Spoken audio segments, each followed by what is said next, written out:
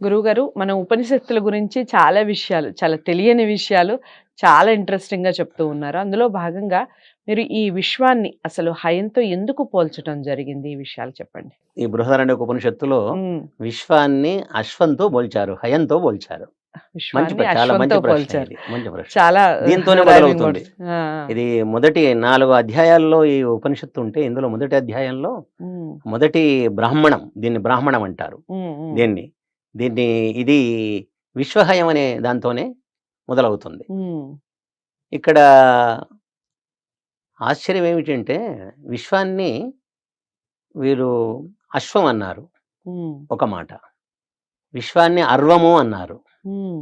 విశ్వాన్ని వాజి అన్నారు. హ్మ్. విశ్వాన్ని ఏం చేశారు? హయము అన్నారు. హుహు. ఇక్కడ అశ్వమన్నా గుర్రమే, హ్మ్. అర్వము అన్నా గుర్రమే, హ్మ్. వాజి అన్నా గుర్రమే, హ్మ్. హయమన్నా గుర్రమే. హ్మ్. కానీ ఈ 4 పదాలను విశ్వానికి జాయిన్ చేశారు, హ్మ్. అతికించారు వీళ్ళు. హ్మ్. ఎందుకు ఈ విధంగా ఈ 4 పదాలను 4 పదాలతో ఈ విశ్వాన్ని వ్యవహరించారు చెప్పండి. అంటే, హ్మ్. ఇంకోటి అశ్వము అంటే అన్నం అన్నమాట, ఇంకో అర్థం ఓహో! అది. హ్మ్. హ్మ్. అంటే ఈ లోకంలో అన్నం కోసం బతికే వాళ్ళు ఉన్నారు. హ్మ్. అది అంటే కష్టపడే వాళ్ళు ఉన్నారు. హ్మ్. అన్నం కోసం కష్టపడే వాళ్ళు ఉన్నారు. హ్మ్. ఒకటి. హ్మ్. అర్వము అంటే కష్టపెట్టడం అన్నమాట, హ్మ్. హింసించడం అన్నమాట. అలాంటి అంటే వారు ఈ ఉన్నారు. లోకంలో క్రూరులున్నారు.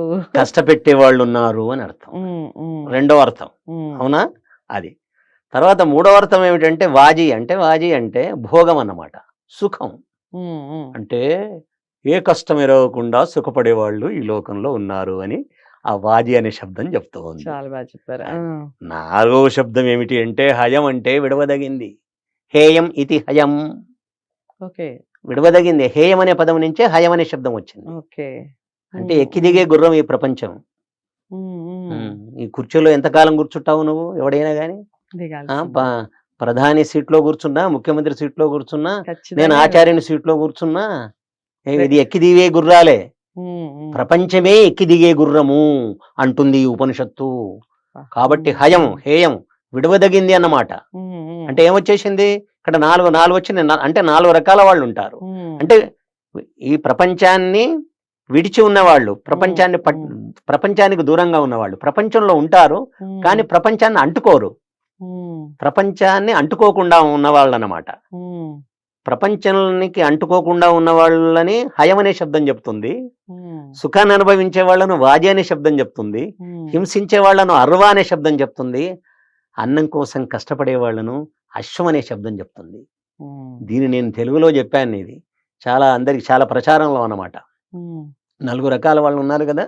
హ్మ్. కష్టపడుతూ బ్రతుకునొక్కడు, హ్మ్. కష్టపెడుతూ బ్రతుకునొక్కడు, హ్మ్. కష్టమెరుగక బ్రతుకునొక్కడు, విడిచి సర్వము బ్రతుకునొక్కడు అన్నాను నేను.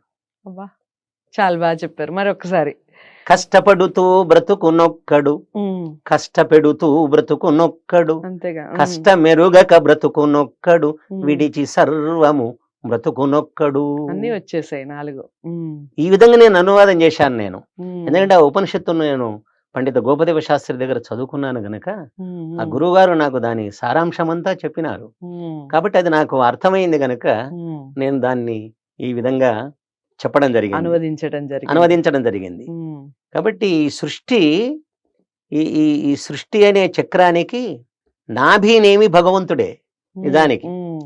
అంటే నాభి అంటే బిందువు అన్నమాట. రైట్. బిందువు వృత్తం, హ్మ్. హ్మ్. అంచు. హ్మ్. అంటే అంతటా చక్రానికి అంచు ఉంటుంది. మనం చూడండి, అంచు ఉంటుంది మధ్యన. హ్మ్. ఏది నాభిలాగా ఉంటుంది. అవును.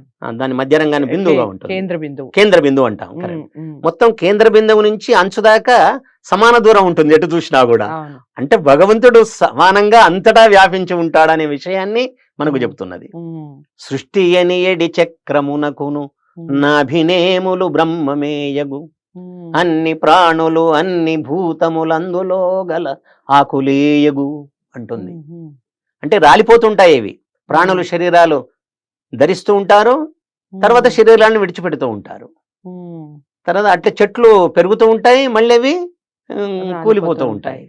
అంటే సృష్టి ఈ విధంగా ఆ విధంగా చక్రంలో ఉన్నటువంటి ఆకులన్నీ అటు ఇటు పోతాయి కానీ నాభి వృత్తం మాత్రం ఎక్కడికి పోదన్నమాట. అదన్నమాట. అంటే భగవంతుడు మాత్రం శాశ్వతంగా ఉంటాడు. ఇది ప్రపంచం మాత్రం అశాశ్వతమైంది. కాబట్టి అశాశ్వతమైన ప్రపంచంలో కొంతమంది అన్నం కోసం కష్టపడుతూ ఉంటారు. కొంతమంది మేము కష్టపెట్టడానికే పుట్టామంటారు వాళ్ళు. నా శత్రువుల మీద పగ తీర్చుకోవడానికే పుట్టినాము అనే వాళ్ళు ఉన్నారు చాలా మంది. నువ్వు ఎందుకు బతుకున్నావంటే నా శత్రువు మీద పగ తీర్చుకోవడానికి ఉన్నానంటాడు. ఇంకోడేమంటాడు, నేను కష్టపడి అన్నం తినడానికి సంపాదించుకోవడానికి నా పిల్లల్ని పోషించడానికి ఉన్నానంటాడు. ఇంకోడేమంటాడు, ఎన్ని తరాలైనా పర్వాలేదు, తరగని సంపద అనుభవించడానికే ఉన్నాను, భావి తరాలకు కూడా నేను ఆ సంపదను నిల్వ చేయడానికి ఉన్నాను అంటాడు. ఇంకోడేమంటాడు, ఇంకోడు సన్యాసి, నిజంగా యోగి అన్నమాట. వాడు దేన్ని అతడు ఇష్టపడ్డాడు. ఎప్పుడు ఈ గుర్రాన్ని విడిచిపెట్టాలి, గుర్రం నుంచి ఎప్పుడు దిగాలి అంటే ఈ ప్రపంచం నుంచి ఎప్పుడు బయటపడాలి, భవబంధాల నుంచి మోక్షానికి ఎప్పుడు పోవాలి అని అనుకుంటాడు. రైట్.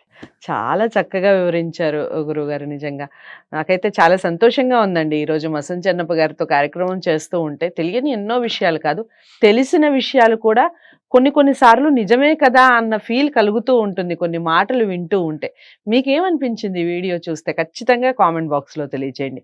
వీడియోని లైక్ చేసి షేర్ చేయండి, ఛానల్ని సబ్స్క్రైబ్ చేసుకోండి. ఉపనిషత్తులకు సంబంధించి మరింత సమాచారంతో మరో మంచి వీడియోతో మళ్ళీ కలుద్దాం. నమస్తే.